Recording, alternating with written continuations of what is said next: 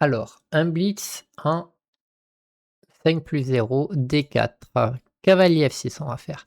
C'est très flexible comme ça. Oh, il menace déjà fou prend. On va faire avec D5. C4, je compte faire sans doute E6. S'il fait fou prend cavalier, je compte prendre du pion E pour sortir plus vite le fou. Là, j'ai pas envie de faire C5 justement à cause de ça. Si je fais cavalier E4, il pourra faire fou F4, c'est ok. Hein. Je choisis E6 ou fou F5. Fou F5, le problème c'est peut-être C4 avec fou F5, C4. Il va peut-être faire dame B3 pour dame B7 après. Donc du coup, je vais choisir E6 tranquillement. Je m'attends à C4, sur quoi je compte faire C6 ici.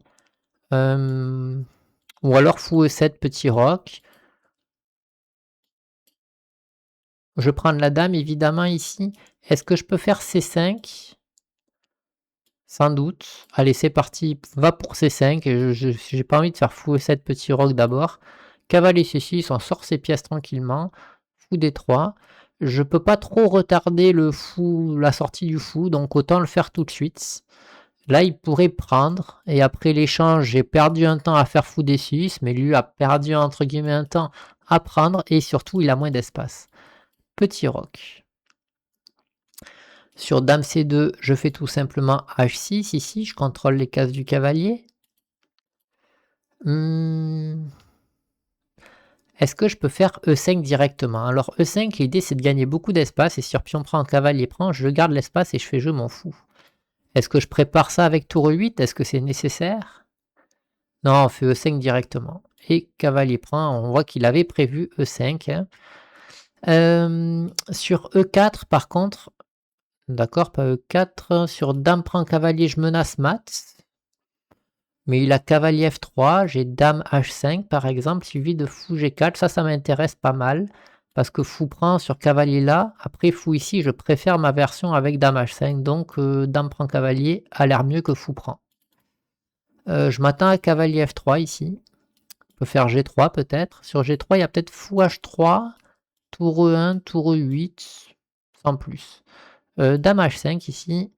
Donc là, le problème que je peux peut-être avoir, ok, j'ai un peu plus d'espace, mais j'ai le pion D5 ici, qui est peut-être une faiblesse. Mais ça, j'en suis pas sûr, parce que quand même, il est sur une colonne ouverte et il n'est pas protégé. Et moi, je peux pas le pousser pour l'instant. Hein. La case est contrôlée 3 fois, donc le contre-jeu que j'ai pour ce pion, c'est une attaque un peu sur l'aile droite.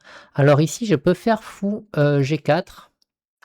Fou G4 a l'air très embêtant pour lui. Je m'attendais à ce qu'il protège un peu mieux, en fait. Un coup comme fou E2 peut-être, ou...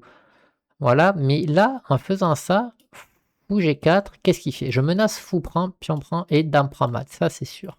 S'il fait H3, j'ai quand même fou prend cavalier, pion prend, et je gagne au moins un pion, le roi a des problèmes. Que peut-il faire sur ça? On aurait dit qu'il n'a rien. C'est parti pour fou G4, je pense que la partie est gagnante.